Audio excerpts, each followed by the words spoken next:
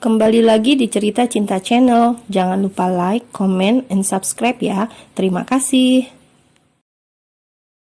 Setelah melepas rasa rindu dengan putranya yang baru bisa dipeluk dan diciumnya, Abian pun berinisiatif untuk mengantar Alena yang ingin berkunjung ke mansion utama. Awalnya Alena menolak, tapi pada akhirnya wanita itu mau menerima ajakan saat Alena mengatakan tidak bisa mengantar Alena karena harus segera ke rumah sakit. Dan disinilah mereka berada di dalam mobil dengan keheningan yang melanda karena keduanya saling diam, sibuk dengan segala pemikirannya masing-masing.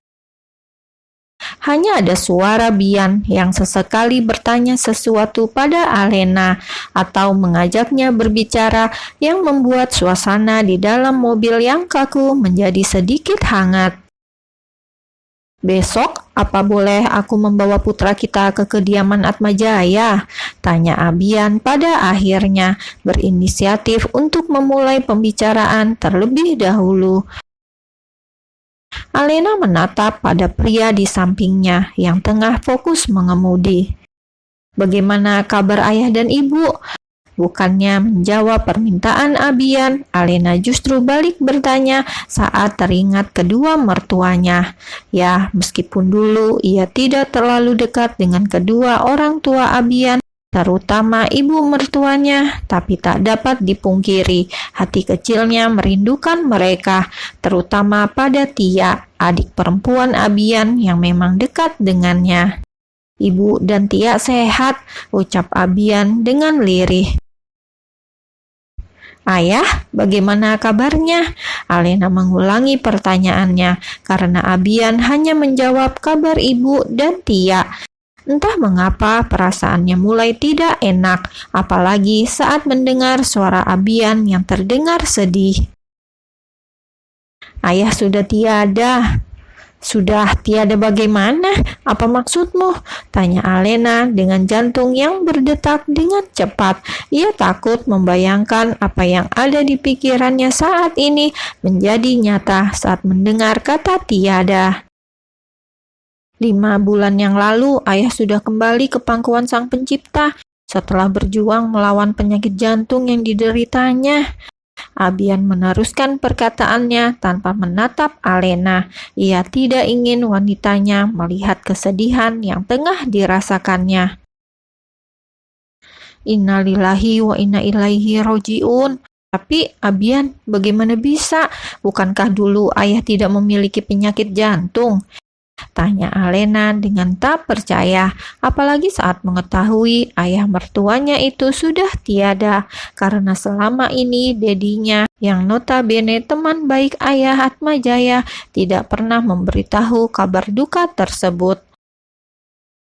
Abian yang ditanya hanya diam saja, pandangannya lurus ke depan, tanpa tahu harus menjawab apa. "Abian," Alena menyentuh lengan suaminya saat pria itu diam saja.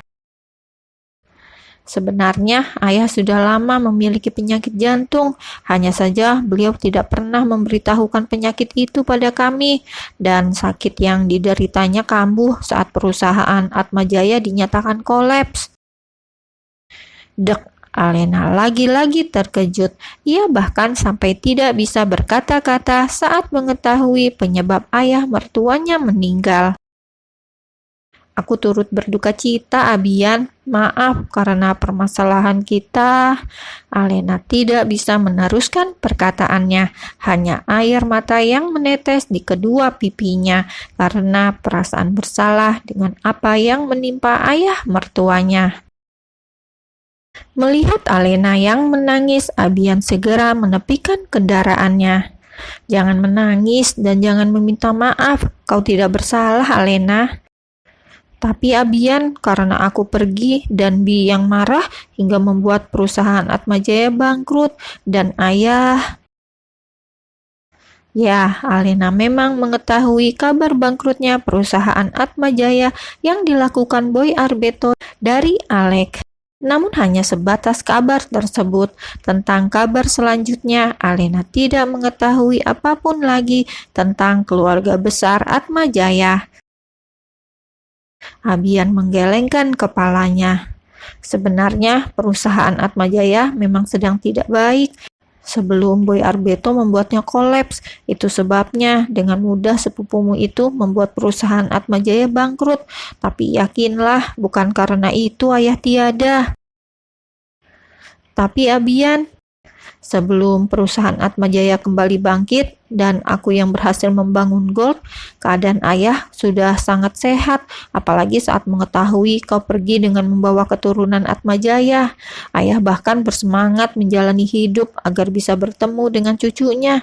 Tapi yang di atas berkehendak lain, ayah lebih dulu dipanggil tanpa sempat melihat cucunya. Abian menatap putranya yang duduk di pangkuan Alena dengan mata berkaca-kaca.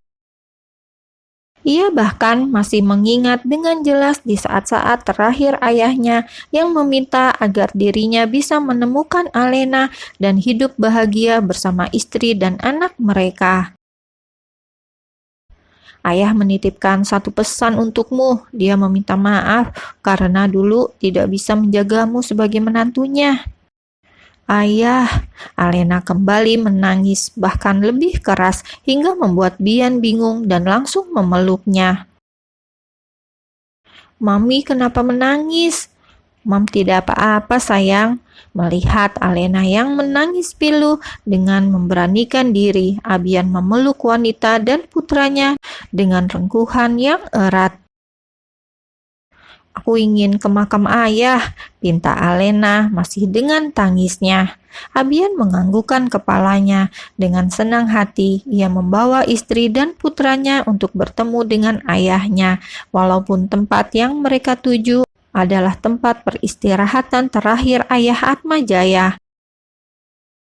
Setelah menempuh perjalanan selama 15 menit, akhirnya mereka sampai di tempat pemakaman.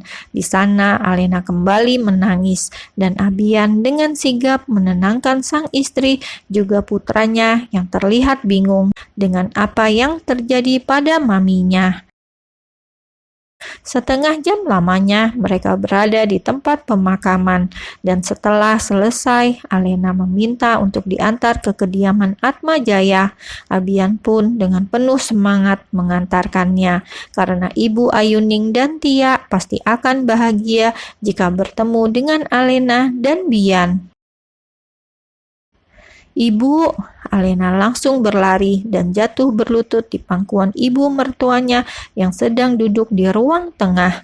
Ayuning yang semula bingung dengan apa yang terjadi karena tiba-tiba saja Alena berlutut di pangkuannya langsung tersenyum bahagia saat melihat Abian yang berjalan dengan menggendong seorang anak laki-laki yang wajahnya begitu mirip dengan sang putra. Ayuning pun sadar jika wanita yang tengah menangis itu bukanlah Alana, melainkan Alena, menantu yang sudah sangat lama ia rindukan dan menantu yang telah disakitinya selama ini. Alena, berdirilah, ibu yang seharusnya meminta maaf, bukan kau sayang. Ayuning memeluk menantunya dengan erat. Maafkan atas semua kesalahan ibu. Maaf karena sudah menyakitimu begitu dalam. Ya, Ayuning sadar kesalahan yang diperbuatnya dulu sangatlah fatal. Ia tidak pernah menganggap Alena menantunya. Bahkan selalu menyuruh putranya untuk bercerai dan menikah lagi dengan wanita pilihannya. Padahal Alena adalah orang yang telah menyelamatkan nyawanya dengan mendonorkan darah untuknya. Alena juga minta maaf, Bu, ayah Atmajaya. Ayuning menggelengkan kepala, mengusap air mata menantunya itu dengan perasaan bahagia bercampur rasa penyesalan yang teramat dalam saat teringat suaminya yang telah tiada. ayah sudah beristirahat dengan tenang, Nak." Abian yang sejak tadi diam memperhatikan ibu dan istrinya yang saling berpelukan meminta maaf, ikut terharu dan merasa bahagia dengan apa yang dilihatnya. Hanya satu penyesalan dalam hidupnya, ia tidak bisa mempertemukan putranya dengan ayah Atmajaya yang telah tiada. Kak Alena, Tia yang sejak tadi ada di ruangan tersebut dan ikut melihat apa yang terjadi, langsung berhambur memeluk kakak ipar yang sudah 3 tahun lamanya tidak berjumpa. "Tia," Alena membalas pelukan adik iparnya.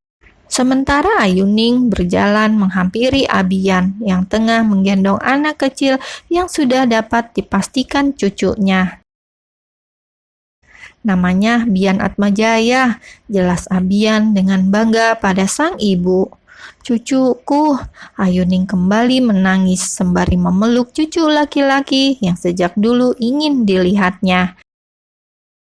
Abian, Alena, dan Tia ikut menangis melihat bagaimana Ibu Ayuning memeluk Bian dengan erat dengan kata-kata maaf yang keluar dari wanita paruh baya tersebut, hingga membuat suasana di kediaman Atmajaya begitu haru dengan tangis kebahagiaan di saat semua orang yang ada di dalamnya saling meminta maaf dan menyadari kesalahan yang telah diperbuatnya masing-masing.